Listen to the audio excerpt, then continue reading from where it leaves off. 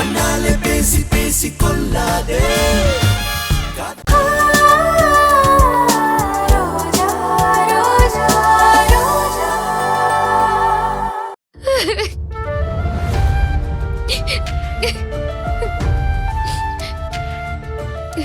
நீயா இந்த வீட்டை விட்டு போனா கூட அடுத்த நிமிஷமே நான் உன்னை தேடி வந்துருவேன்.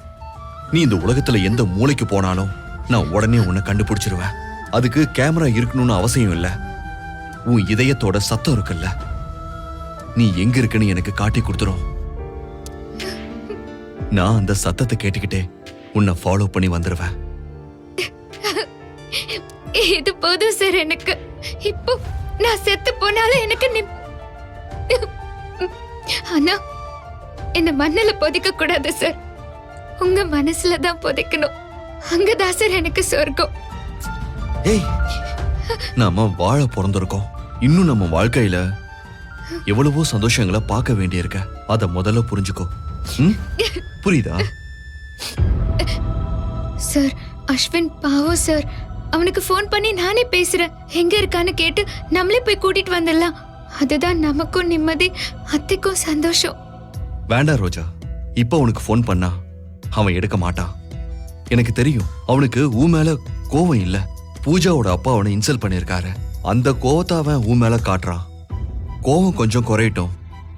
அதே மாதிரி அம்மா பேசினதையும் நீ மனசுல வச்சுக்க வேண்டாம். பாட்டி உன் மேல காட்டுற வெறுப்ப அம்மா மூலமா உன் பக்கம் திருப்பி விட்டாங்க. மத்தபடி அம்மாக்கு நீ ஒரு இன்னசென்ட்னு தெரியும். அது மட்டும் இல்ல, பெத்த புள்ள வீட்டு விட்டு போயிட்டான்ல, அந்த கவலை வேற அவங்களுக்கு. அது எல்லா அம்மாங்களுக்கும் இருக்கதானே செய்யும். அஸ்வின் இந்த வீட்டுக்கு வந்துட்டா அம்மாவோட கோவம்லாம் அந்த நிமிஷமே சரியாயிடும். அதெல்லாம் நான் பாத்துக்கிறேன். உனக்கு நிலம் தர போறதா சொல்லி ரெஜிஸ்டர் ஆபீஸ்க்கு வர சொன்னானே, அதை பத்தி சொல்லு.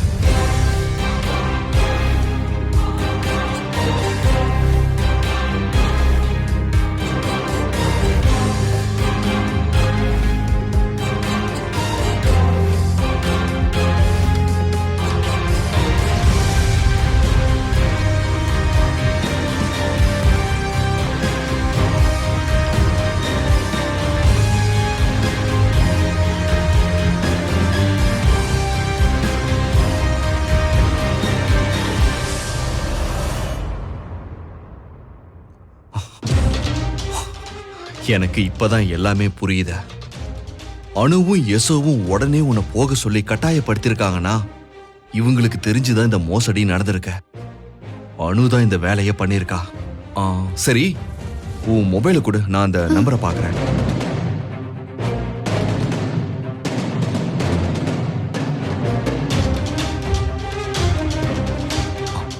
இந்த நம்பர்ல இருந்து தானே உனக்கு கால் பண்ணி பேசினா? ஆமா சார், இந்த நம்பர் தான்.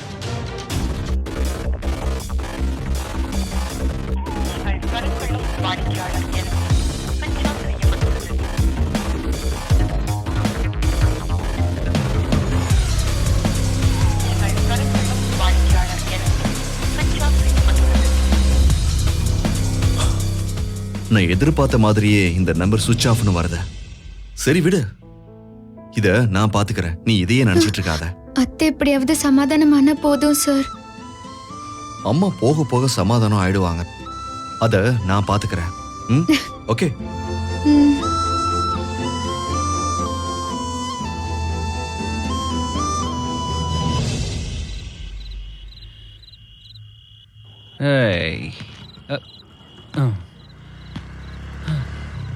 என்ன வேணா நடக்கட்டும், நான் சந்தோஷமா இருப்பேன். உசிருக்கு வேற என்ன வேணும், உல்லாசமா இருப்பேன். அஸ்வின் மாதிரி இருக்க. என்னதான் நடக்கும் நடக்கட்டுமே, என் வீட்டுல நீதி அழிஞ்சிருச்ச. அஸ்வின் நில்லு. யார் அவன்? அஸ்வின், என்னாச்சு உனக்கு?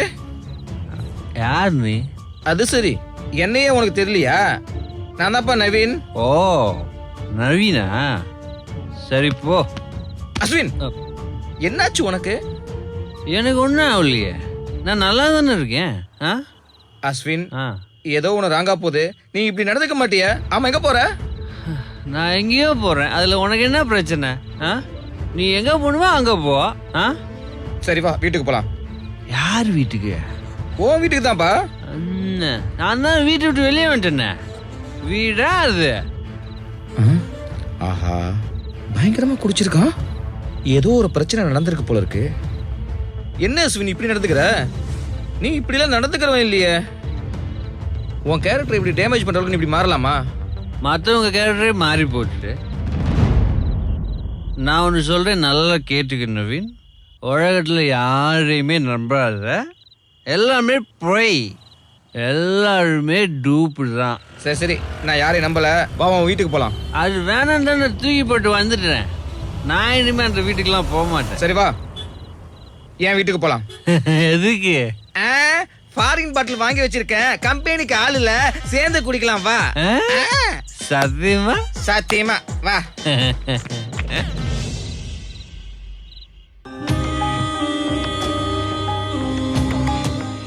டே அஸ்வின், எங்கடா இருக்க? உன்னை எல்லா இடத்துலயும் தேடி பார்த்துட்டேன், ஆனா கண்டுபிடிக்கவே முடியல. அவசரப்பட்டு இப்படி பண்ணிட்டியே.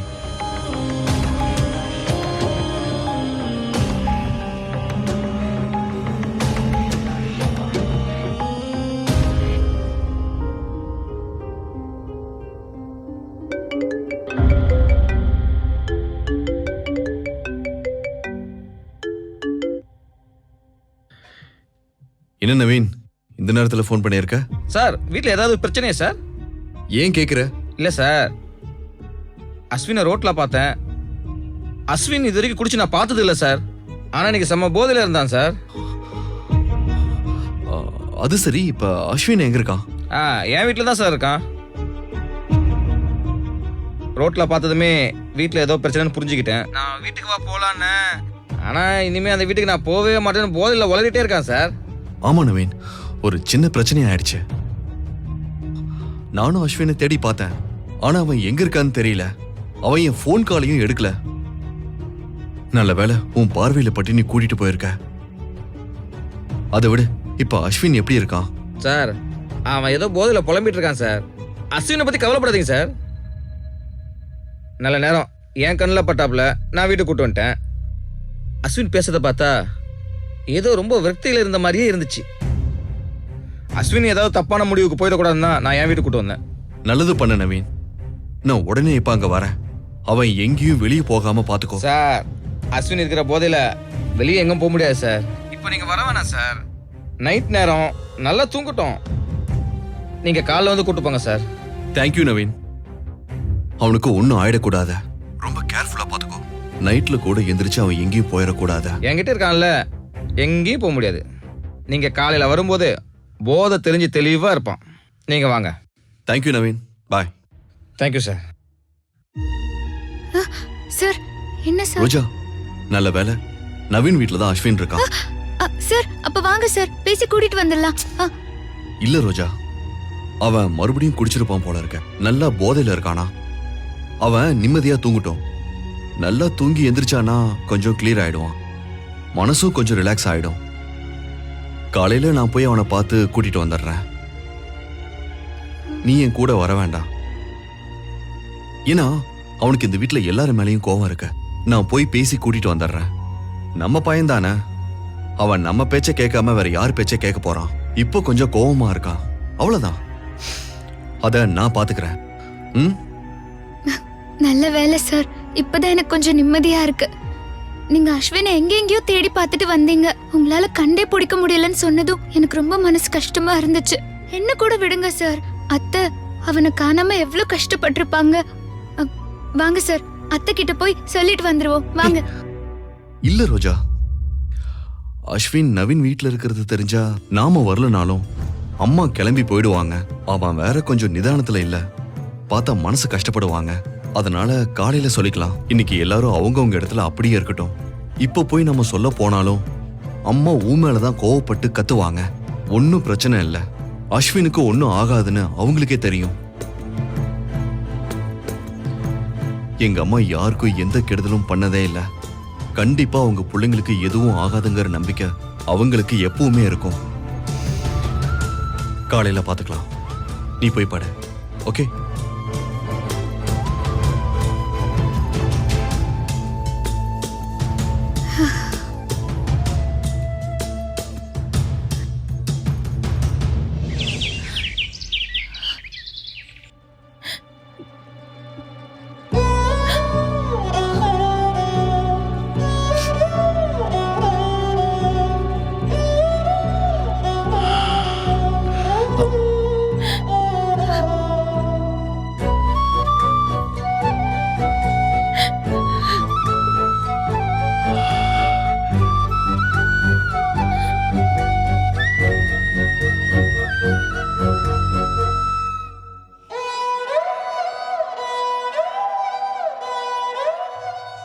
கல்பனா,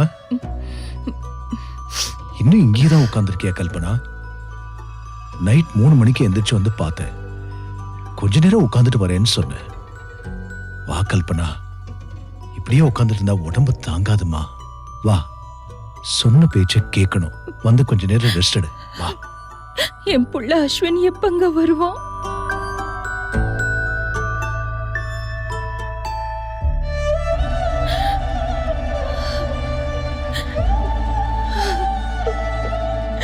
அவன் வரட்டும்.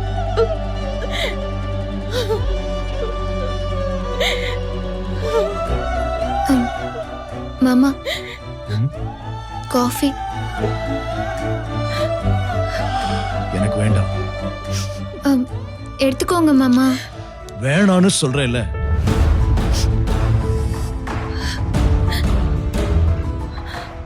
அத்தை, காஃபி எடுத்துக்கோங்க.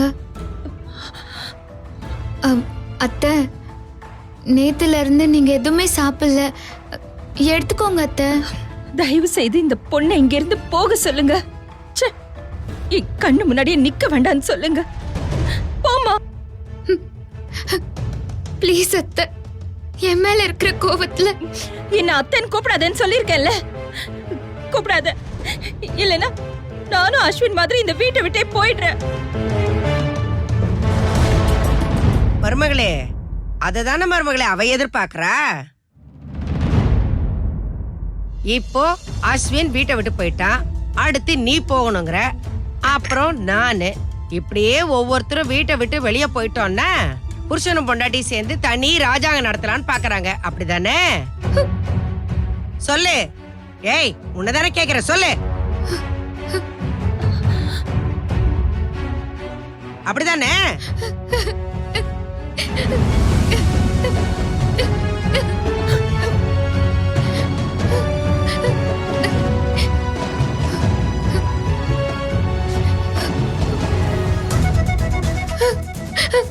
அத்தை, அத்தை, என்ன புரிஞ்சுக்கோங்க அத்தை.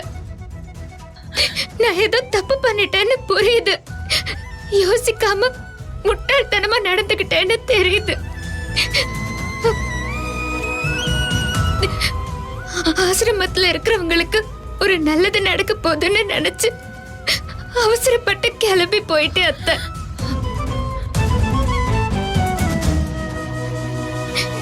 என்ன மன்னிச்சிருங்க அத்தை.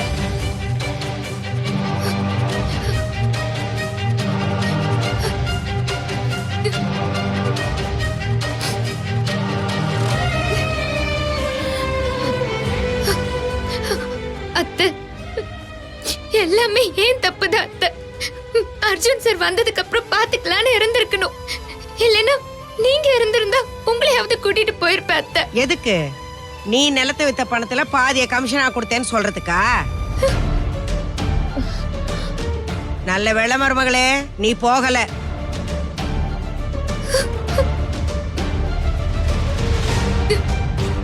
என்ன அம்மாவை முறைச்சிட்டு இருக்க?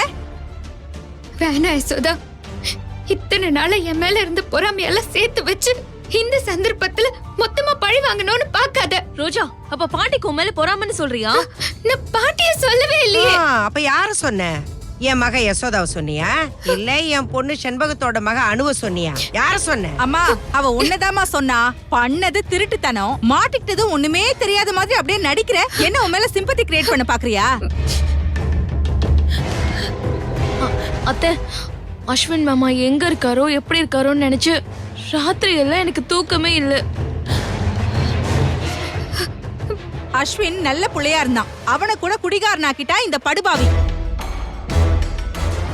அவன் மனசுல எவ்வளவு வேதனை இருந்திருந்தா அவன் குடிச்சிட்டு வீட்டுக்கு வந்திருந்திருப்பான். நைட் எல்லாம் எங்க இருந்தானோ என்ன நடந்திருக்குமோ தெரியலையே. ஐயோ கடவுளே. யசோ என்ன நடந்திருக்கோம் சொல்லு. நைட்டு முழுக்க போதை இறங்க இறங்க குடிச்சிருப்பாரு. எங்கேயாவது விழுந்து கிடப்பாரு. எந்த ரோட்ல விழுந்து கிடக்குறாரோ தெரியல. அத நினைச்சாலே எனக்கு வேதனையா இருக்கு தெரியுமா.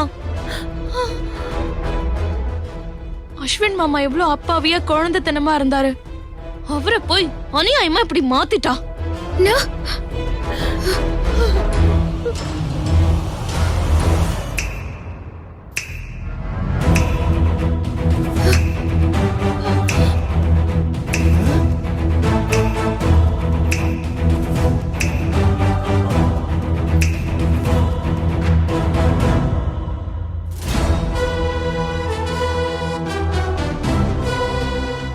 அனு, வேதனையா இருந்தா சொல்லு, உனக்கு வீட்டுக்கே வாங்கிட்டு வந்து தர சொல்றேன். ஒரு சின்ன கட்டிங் போட்டுக்கோ, எல்லாம் சரியாயிடும்.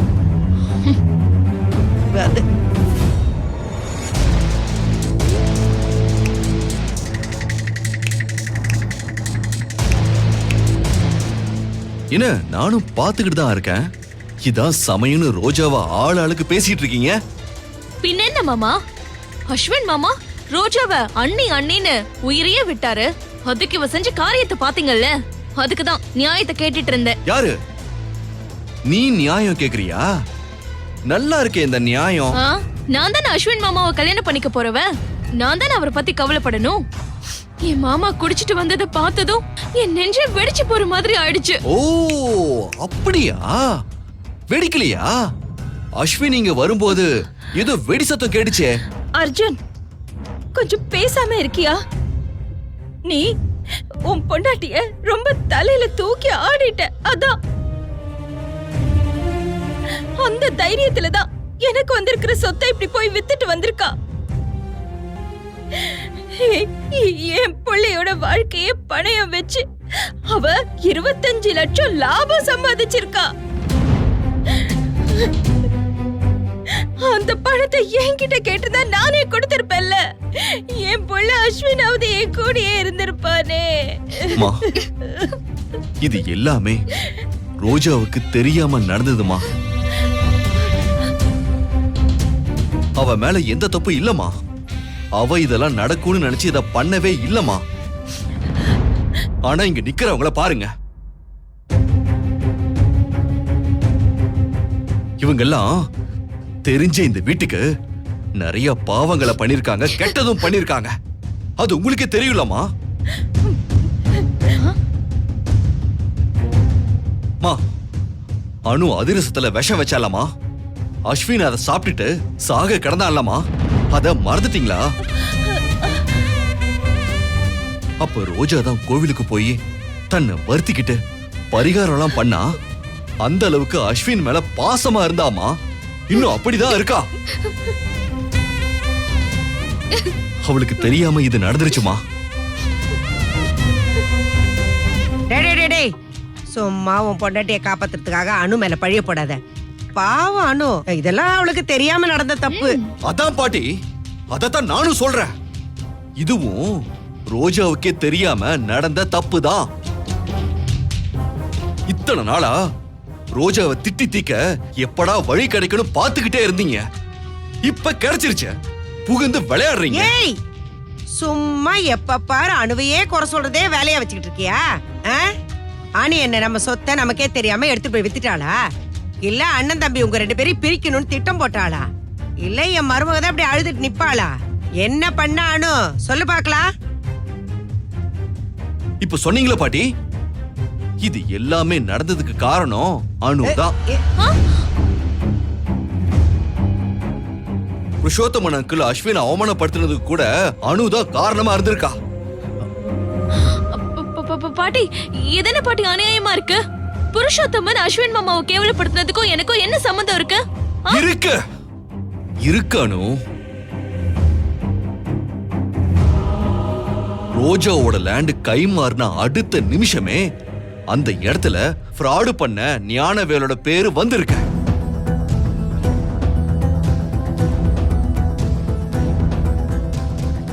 என்னானு ஞானவேலை எனக்கு எப்படி தெரியும்னு பாக்குறியா? நான் அக்யூஸ்ட நெருங்கிட்டேன். நான் சொல்றது ரெண்டாவது அக்யூஸ்ட. முதல் அக்யூஸ்ட் யாருன்னு எனக்கு ஏற்கனவே தெரியும்.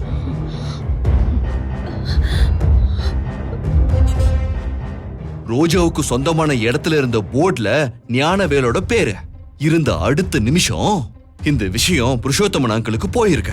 இதெல்லாம் இவ்வளவு வேகமா நடக்குதுன்னா யாரோ ஒருத்தர் ரோஜாவோட நடவடிக்கைய ஃபாலோ பண்ணிட்டு இருக்காங்க தானே அர்த்தம். அந்த வேலைய நீதான் பண்ணன்னு எனக்கு நல்லாவே தெரியும்.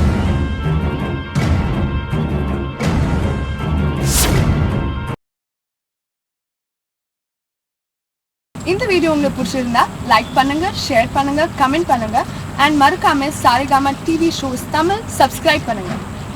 கவிதை போலே வந்தாளே ரோஜா, கருணை கீதம் தந்தாளே ரோஜா.